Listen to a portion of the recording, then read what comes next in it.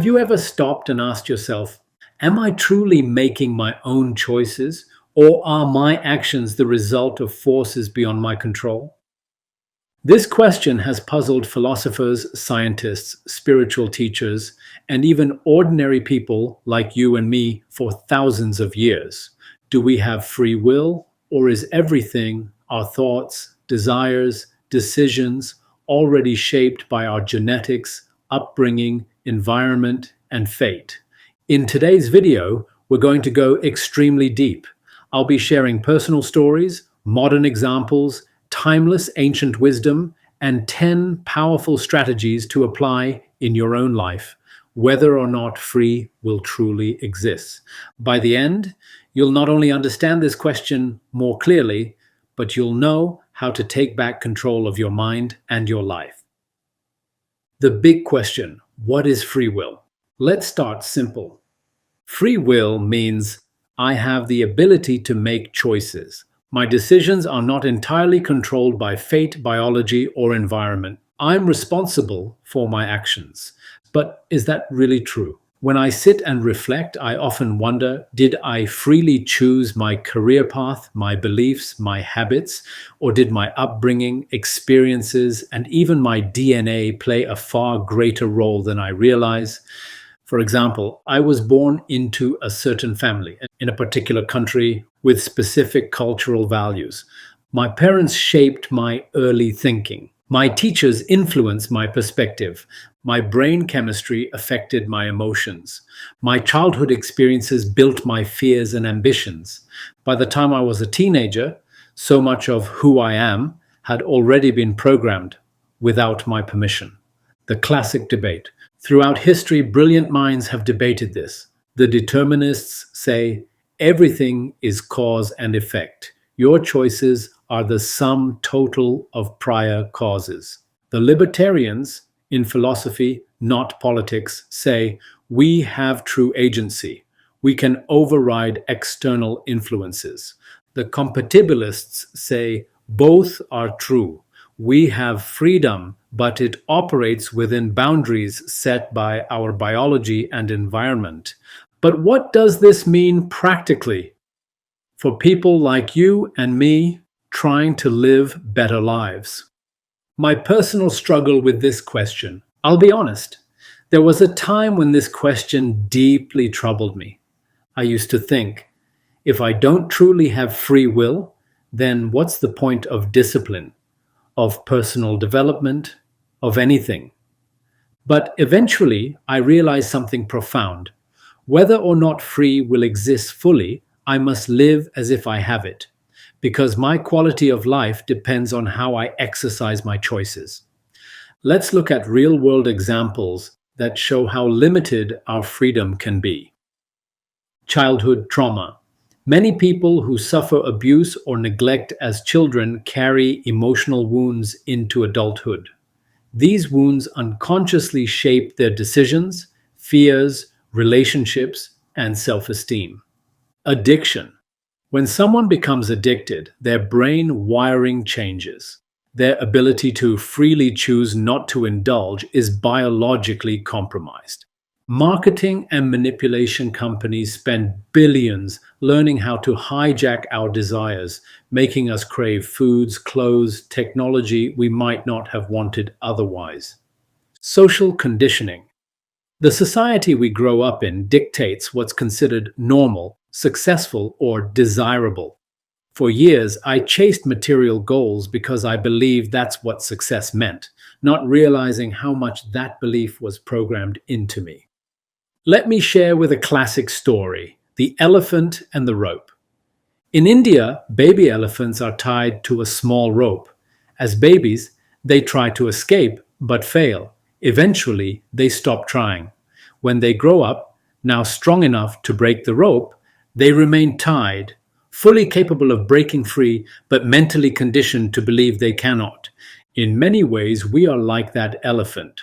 Our early conditioning creates invisible mental ropes that keep us trapped long after we've outgrown them. The neuroscience perspective. Modern science shows that much of our behavior is automatic. Up to 95% of our daily actions are driven by subconscious habits. Decisions we believe are spontaneous often result from neural patterns formed long ago. Our brains are prediction machines constantly operating based on prior experiences. For example, when I struggled with procrastination, it wasn't always a choice. My brain was wired to seek comfort, avoid discomfort, and delay tasks that triggered anxiety. But here's the good news. Neuroplasticity, the brain's ability to rewire itself, means we can reshape these patterns through conscious practice. Let's now take the spiritual perspective. Many spiritual traditions also question free will. Buddhism teaches that much of our suffering comes from attachments and desires, forces we didn't freely choose. Taoism emphasizes flowing with the natural order of life rather than forcing our own agenda. The Bhagavad Gita reminds us the self deluded by ego thinks I am the doer. Yet, even these teachings give us tools to transcend conditioning through mindfulness, discipline, and surrender. Let's look at people who transcended their programming.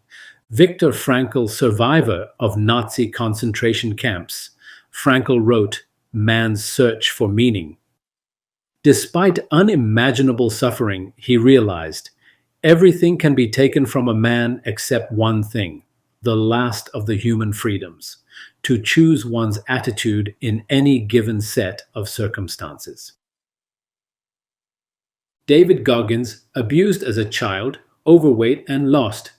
Goggins rewired his life through extreme discipline. He proves that even when life programs you for failure, you can reclaim control. Oprah Winfrey, born into poverty, abused as a child, yet built one of the most successful media empires by choosing to rewrite her story. In my own life, I've faced moments where my programming held me back. There were times I told myself, I'm not good at business. I can't create content consistently. I'm not disciplined enough.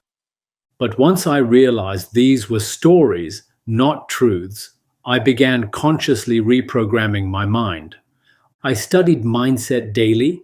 I applied discipline rituals. I faced discomfort intentionally. I shifted my self talk. Slowly, I started acting from conscious intention rather than automatic habit. That, to me, is where real free will lives. Here's a paradox I've discovered.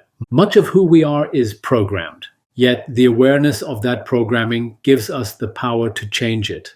Awareness is the beginning of freedom.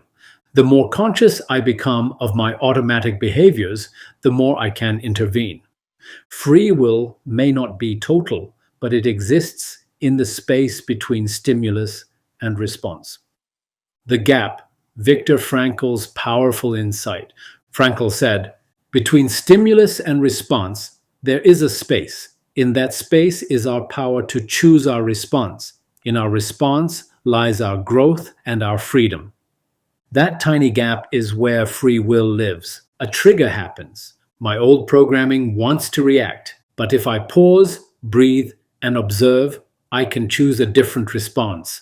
The more I practice this, the larger that gap becomes. Now let's get extremely practical. Here are 10 actionable steps I personally use to strengthen my conscious control. 1. Practice daily self-awareness. Every morning, I journal, what patterns are running me? Where am I reacting automatically? What small shift can I make today? 2. Meditate to observe the mind. Meditation trains you to witness your thoughts instead of being controlled by them. Even 10 minutes daily has helped me detach from old habits. 3. Interrupt automatic patterns. When you catch yourself reacting out of habit, pause, count to 5, breathe, choose differently. For example, I used to automatically check my phone upon waking. Now I start my day device-free. 4. Use identity shifts. Instead of saying, I'm trying to be disciplined, I say, I am a disciplined person. Shifting identity reshapes behavior. 5. Study your triggers. Notice what situations trigger automatic responses. When I identified my triggers for procrastination, I built systems to overcome them. 6. Surround yourself with growth minded people. Environment shapes behavior. I seek mentors, books, and friends who encourage growth, not reinforce old programming. 7. Limit negative inputs. News, gossip, toxic conversations reinforce fear based programming. I consciously limit these inputs to protect my mental space. 8. Rewire through repetition. Neuroplasticity works through repetition. I intentionally practice new habits daily, knowing consistency rewires my brain. 9. Embrace discomfort. Growth lives on the edge of discomfort. Every time I lean into difficult conversations, new challenges, or disciplined routines, I strengthen my conscious will.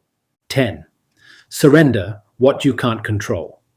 Some factors are outside my control: genetics, past events, external circumstances. I surrender those and focus fully on what I can influence: my response, my effort, my attitude. The ancient story, the archer.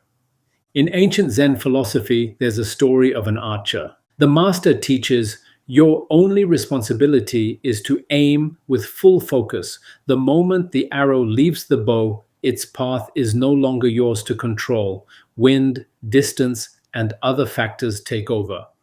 In life, our responsibility is to aim, to act with full presence, but not to obsess over every outcome.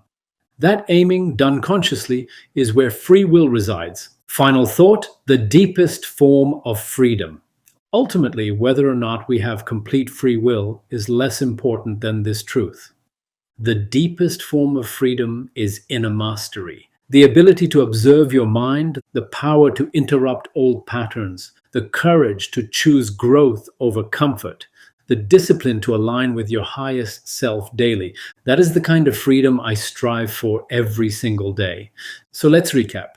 Much of our programming comes from genetics, environment, and upbringing. Yet awareness of that programming gives us the power to intervene. Free will exists in the space between stimulus and response.